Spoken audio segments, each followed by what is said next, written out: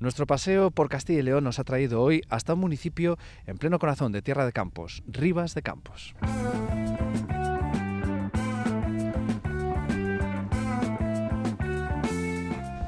Un municipio al que cada vez acuden más turistas deseando ver y disfrutar del Canal de Castilla y sobre todo de estas esclusas, aunque no es el único atractivo turístico con el que cuentan.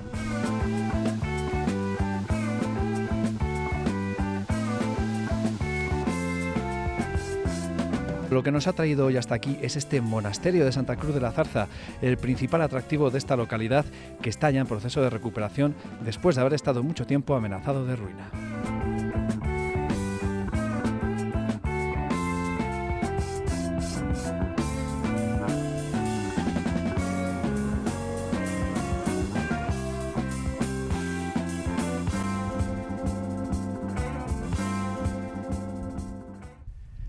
Llegamos a Ribas de Campos y nos espera, como es de agradecer, y quizá no podría ser de otra manera, Julio, su alcalde. Muy buenas. Buenos días, aunque de bueno, en fin, tampoco es para sacar pecho. Es que estamos en invierno en Palencia y esto se tiene que notar. El frío es lo que hace falta, más que nada porque si no hace frío ahora, a ver qué verano nos viene, ¿no? Como se suele decir, y sobre todo, desde el punto de vista de un agricultor, también valorará que el tiempo funcione como uno espera. Evidentemente, si no hay invierno no hay verano, dicen los hombres antiguos. Así que aquí estamos a un poco promocionar Ribas, que falta hace, con su monasterio que está de moda. Bueno, es un monasterio que vamos a conocer más en profundidad, pero antes yo quiero presentar a los espectadores este municipio asentado en plena Tierra de Campos y que por lo tanto está muy vinculado precisamente a la agricultura, a la ganadería, pero sobre todo a la agricultura, ¿no? Correcto, sí, es un pueblo que está prácticamente en el corazón de Tierra de Campos, a 17 kilómetros de Palencia, eminentemente agrícola y ganadería. Tiene una ganadería de unos 2.000 vacas de leche. La agricultura, pues poco a poco se va diluyendo porque cada vez la gente es mayor, se incorporan muy poquitos y la idea que se pretende o que pretendemos en el futuro es un poco en plan turístico y servicios, y a ver si al final se decide la ganadería ampliar el tema de la leche, que la transforme para crear puestos de trabajo. Ojalá que llegue ese momento porque es lo que dice, al final si no hay actividad económica en los pueblos, la gente no se queda, la gente se va. ¿Cuántos vecinos puede tener Ribas hoy día? Pues vecinos, desde que esta es la tercera legislatura que estoy yo, y estamos con los 160, 165, ahí estamos, ni bajamos ni subimos. ¿Se mantienen, que no es poco? Bueno, sí, se mantienen. Te iba a decir que viviendo, pues estaremos en los 80, 85 en invierno, en verano incrementa bastante. Pero el tema de los empadronamientos seguimos igual. El problema, pues que no hay juventud, que no hay niños, y es el futuro. Si no hay niños, el futuro pues prácticamente nulo. La gente es muy mayor. La mayoría, yo aguanto aquí en Ribas porque no tengo más remedio, pero la mayoría se van a Palencia. Estamos, como he dicho antes, a 17 kilómetros de Palencia y evidentemente, pues lógico que la gente, sobre todo con críos, que estén en Palencia.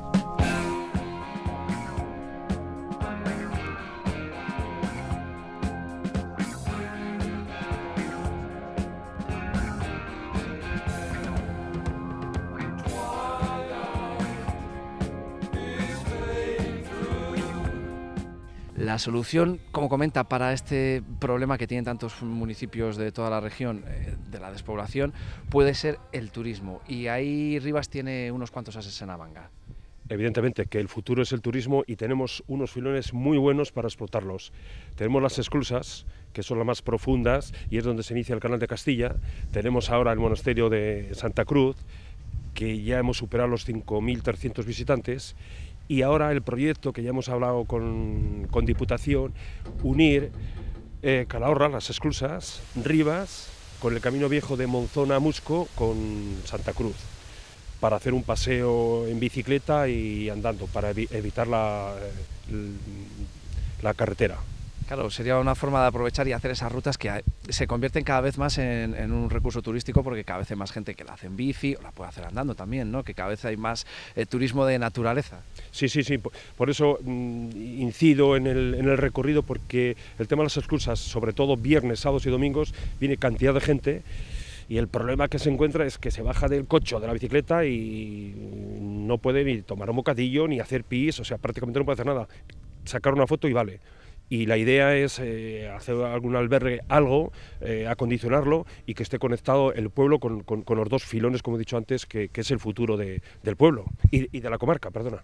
En el propio pueblo está la iglesia de San Martín de Tous, que precisamente es una iglesia que se reformó de forma relativamente reciente, ¿no? De forma relativamente reciente y prácticamente integral, y al final sobre todo lo que hace es dar un servicio parroquial al municipio, pero bueno, también tiene algún detalle que la gente, si se acerca por aquí, merece la pena que se acerque a ver. Sí, evidentemente, hombre, siempre tiene, aparte que cuando se restauró hay unas pinturas, después hay un crucifijo que también tiene mucho valor. Está muy bien para lo pequeñita que es, toda se reformó, bancos, también se reformó el órgano, o sea, que merece la pena también hacer una visita a la iglesia de San Martín. Vamos, si le parece, Julio, a ver lo que sería la joya de la corona, el gran atractivo de Rivas y lo que precisamente nos ha traído ya hasta aquí, este monasterio. Evidentemente que la corona, y por lo que estamos trabajando y seguiremos trabajando, es lo del monasterio de Santa Cruz de Rivas. Aparte de las esclusas, vuelvo a insistir en las esclusas, es que las esclusas es un potencial muy grande que conoce mucha gente, y no tanto el monasterio. Ahora, el monasterio, ya he dicho antes que hemos superado los 5.300 visitantes, seguimos trabajando, se ha restaurado la torre, ahora se está haciendo un proyecto para restaurar lo más elemental, que es sala capitular, vidrieras y el tejado, y seguir trabajando pues para atraer a la gente y iniciativas privadas, que es también lo que hace falta, inyección de dinero. Y tanto, que siempre hace falta una inyección monetaria. Julio, vamos para allá y así lo pueden ver los espectadores de primera mano y conocer este grandísimo monasterio que está en proceso de recuperación. Correcto, vamos al monasterio.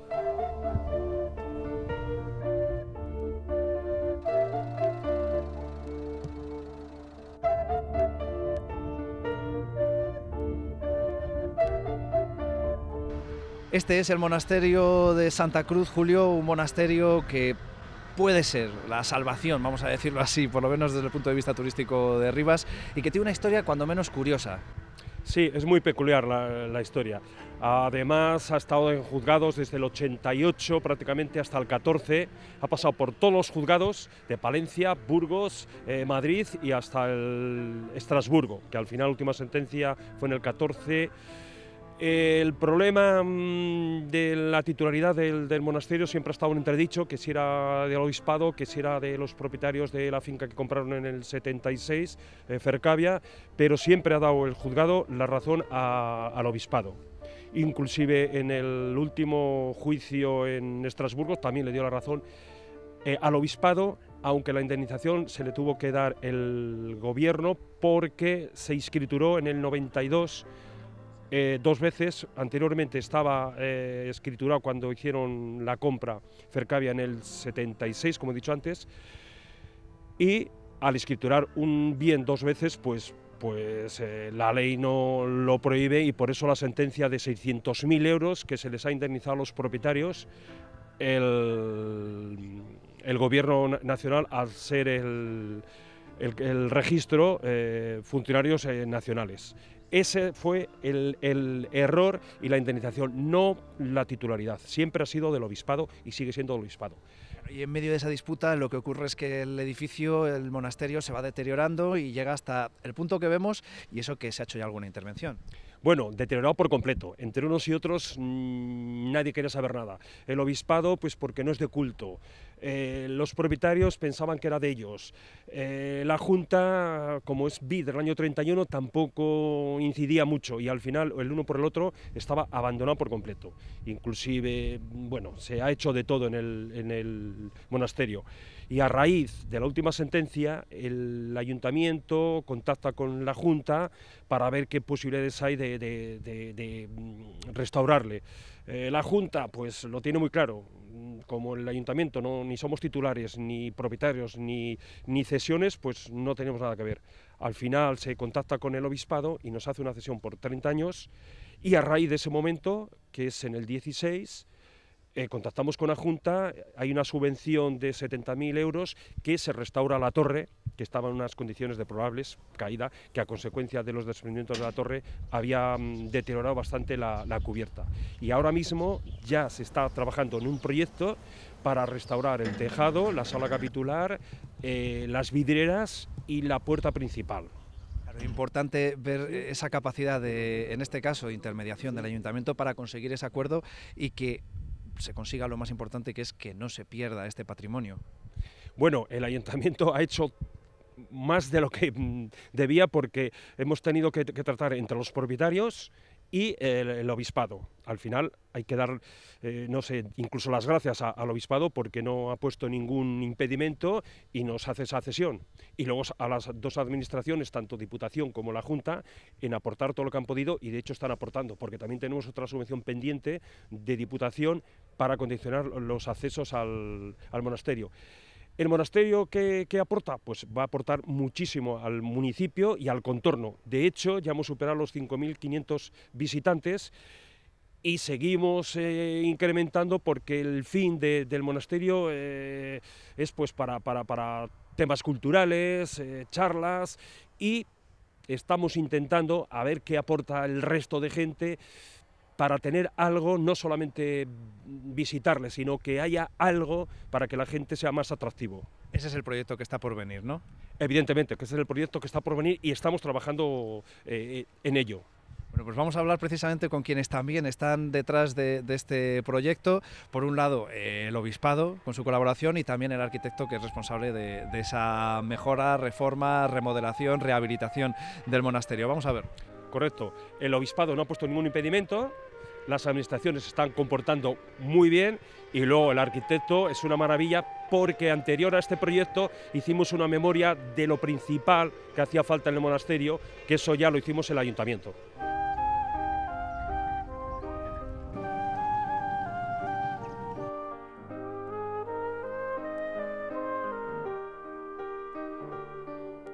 Nacho, el objetivo de que permanezca en pie este monasterio e intentar sobre todo recuperarlo ya es una realidad. Para eso está ese proyecto en el que está trabajando, en el que lleva trabajando tiempo, de hecho.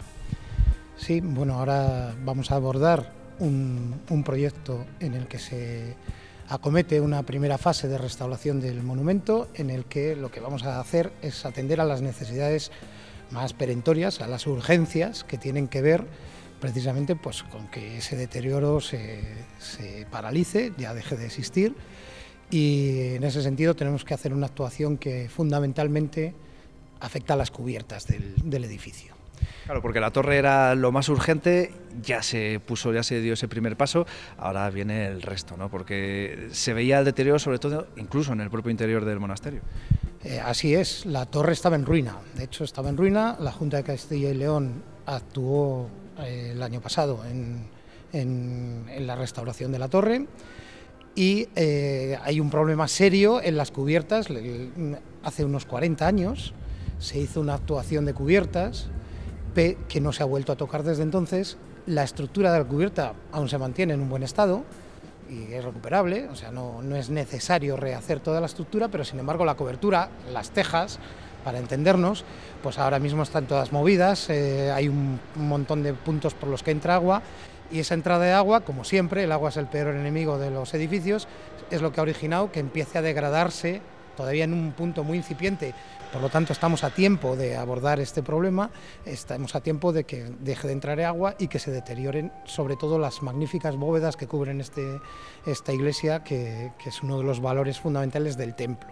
Recuperar quizás la esencia inicial que tenía el templo es muy complicado.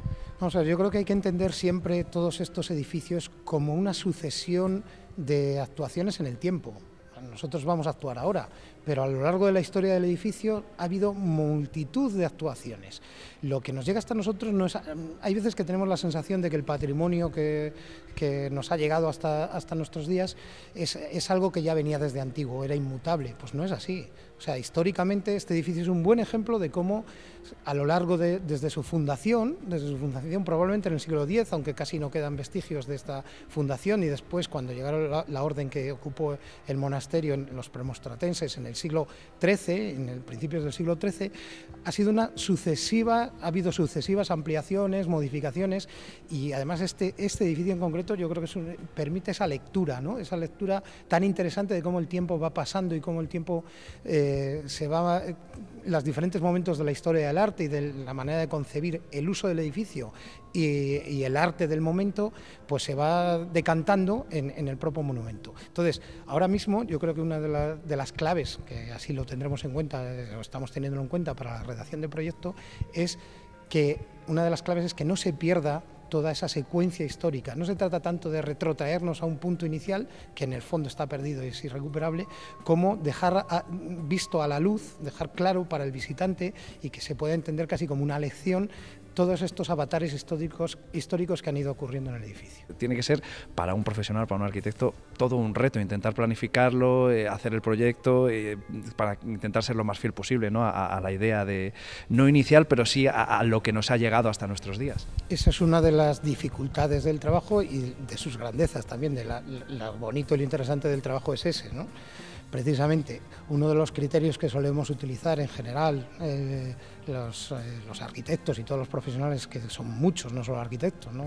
Otro tipo de disciplinas que trabajamos en restauración, uno de los criterios aceptados ahora mismo es que las actuaciones sean reversibles y legibles, o sea, que lo que hagamos ahora, los siguientes que vengan también sepan distinguirlo precisamente y claramente, y en cuanto a la reversibilidad, que la actuación no pierda valores, o sea, el edificio no pierda alguno de los valores intrínsecos que tiene con la actuación, ¿no? ¿Cuál es la mayor complicación que tienen de cara a acometer este proyecto? Bueno, aquí la actuación de cubiertas es relativamente sencilla, en cuanto que bueno, no tiene una excesiva dificultad técnica, y el proyecto pretende también abordar el tratamiento de la zona exterior de lo que se llama la panda, o sea, el lado de la sala capitular del claustro, lo que fue el claustro, que está desaparecido.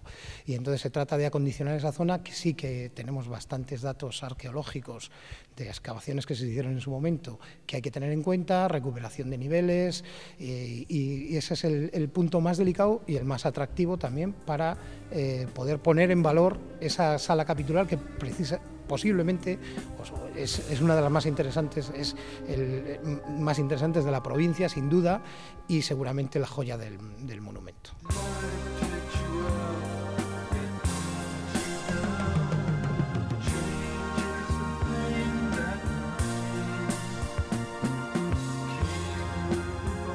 Para hablar del monasterio de Santa Cruz tenemos que remontarnos unos cuantos siglos, para hablar de su origen, no ya de lo que hoy vemos, sino de lo que fueron las primeras piedras, ¿no? Quizás incluso el antecedente de lo que hoy es este monasterio. Sí, para hablar de Santa Cruz de Riba tenemos que remontarnos al menos al siglo X, porque quedan restos mozárabes, piedras reutilizadas de ese siglo. Por lo tanto, desde el siglo X hasta el siglo XXI, fíjate la cantidad de siglos que han pasado. A partir de finales del siglo XII se construye el templo protogótico y esta sala capitular románica. Es una maravilla. Capiteles que en algunos casos incluso han desaparecido, porque la situación del monasterio ha favorecido o ha propiciado, vamos a decir, la picaresca, por no decir otra cosa. Bueno, la historia del monasterio tuvo una historia muy brillante en el siglo XIII, en el siglo XIV, en el siglo XV. En el siglo XVI se encontró con dificultades, pero gracias al rey Felipe II, que donó una buena cantidad de dinero, pudieron otra vez rehabilitar, remozar, y que los monjes de aquí no se fuesen a Retuerta, Trabadía premostatense, Valladolid, o al convento, al monasterio de San Alberto de Valladolid. En el siglo XVI, en el siglo XVIII, este monasterio tuvo un incendio pavoroso que le afectó muchísimo y una inundación también que también le afectó. El monasterio, lo que se conserva, la iglesia, la sacristía y la sala capitular, es tan bellísimo que en el año 1931 fue declarado bien de interés cultural, monumento nacional, pero entró en un declive tremendo. Robos, abandono. Afortunadamente ahora nos encontramos en un proceso de recuperación. Para remontarnos al origen del desacuerdo o del conflicto, tenemos que remontarnos a la desamortización. Bueno, en la desamortización, las sucesivas desamortizaciones del siglo XIX, no se desamortizaron ni las iglesias ni los claustros. Se desamortizó todas las viviendas laterales, las tierras, y lógicamente los frailes, al verse aquí ya sin modus vivendi, tuvieron que marcharse. Esto se añadió, diríamos, a la parroquia de Ribas de Campos, y ha venido funcionando como parroquia hasta hace unos 30 años. Después, un largo pleito por la titularidad del monasterio, pleito que fue sentenciado ya a través del Tribunal Superior de Justicia de Castilla y León y de la Sala Primera del Tribunal de Justicia Nacional, que la titularidad es de la diócesis. Y ahora hemos llegado a un acuerdo. Claro, que es lo que está permitiendo que se actúe en ella, ¿no? La diócesis ha dicho, bueno, pues vamos a remar todos en la misma dirección y que se mantenga en pie, que es lo importante. Sí, que se conserve, que se dedique a usos culturales, y el acuerdo ha sido con el Ayuntamiento de Ribas de Campos.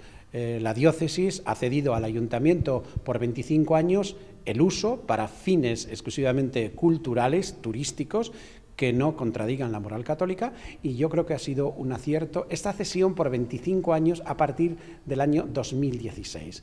Venir hoy al monasterio de Santa Cruz de Ribas supone una gozada, porque lo que era suciedad, hoy actualmente se ve que se está trabajando aquí en la buena línea. Estamos trabajando para detectar bien y hacer un diagnóstico de cómo tenemos el patrimonio, si tenemos en riesgo, le tenemos deshabitado, en ruinas, y ir dándole soluciones para que lógicamente esto se conserve dignamente y se use, porque si se conserva y no se usa, pues después vienen otra vez las goteras.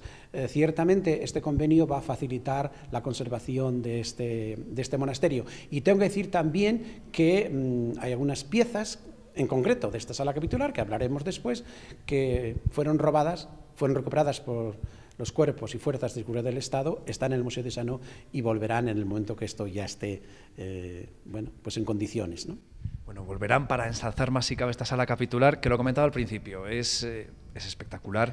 Son unos capiteles que desde luego sería ya una excusa perfecta para que cualquiera se acercara hasta Ribas y visitara el monasterio. Sí, Palencia es muy rica, porque esta sala capitular donde nos encontramos nos recuerda a la sala capitular del monasterio también premostatense de Aguilar de Campoo, otro monasterio premostatense también de la diócesis de Palencia, que es Arenillas de San Pelayo también. Lógicamente, también hacemos referencia a Santa María de Retuerta de Valladolid, porque este monasterio dependía de Santa María de Retuerta, que era diócesis de Palencia en aquel entonces, y también a otro monasterio cisterciense, que es Santa María de Valbuena. Tengo que decir que los premostatenses eran cister, porque los premostatenses es una reforma del cister, y estas salas capitulares son únicas, bellísimas, bellísimas, no solamente de composición, sino también con decoración, los capiteles.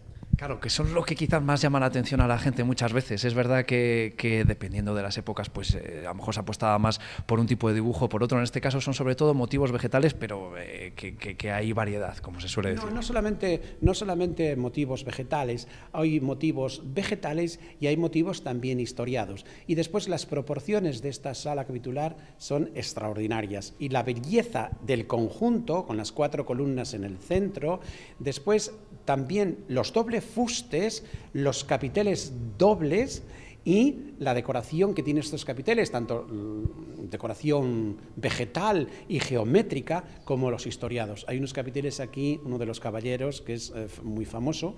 La interpretación puede ser el papel de la Iglesia dentro de las guerras en la época medieval. Otro capitel que hay de arpías aquí, que es extraordinario, y otro capitel también de animales enredados entre zarzas.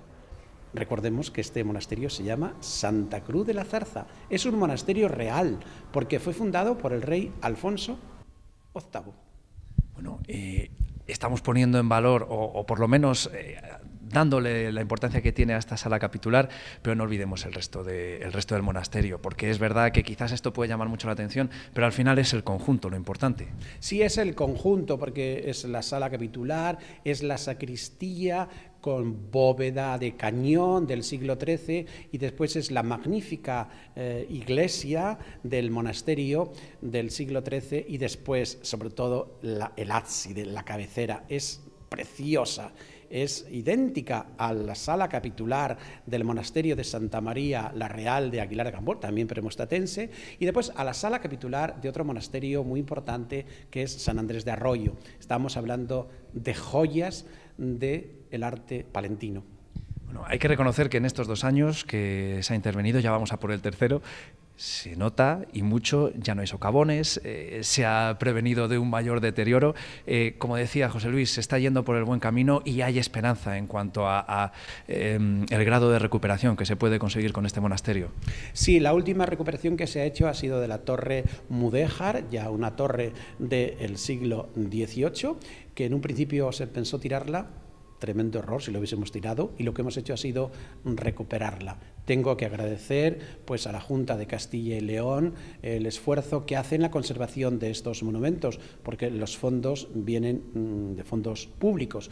Y no solamente la restauración de la torre, la limpieza de la sala capitular, después las cubiertas también, la limpieza del claustro, en fin, después la escalera de caracol que también están limpiando, los pavimentos, en fin. Y ahora estamos esperando también, porque tenemos un problema con las palomas, porque no tenemos ventanas y queremos poner vidrieras para que esto se siga conservando y manteniendo dignamente. Bueno, ojalá se avance por este camino, se consiga lo antes posible. Quizás este sea un modelo a seguir, este acuerdo, esta colaboración, para, además, pensando en la público-privada, en que pueda haber interés de particulares para intentar invertir en este monasterio, en su mantenimiento y sobre todo pensando en su disfrute para todas las generaciones venideras. Sí, porque estos son tesoros que nos han entregado, es nuestro legado, el legado que nos han dejado nuestros mayores, y nosotros tenemos la grave responsabilidad de dejárselo a las futuras generaciones. Ojalá que la colaboración entre público-privada y también la diócesis, lógicamente que estamos en esa disposición siempre de contribuir para que el patrimonio sea un patrimonio disfrute de todos.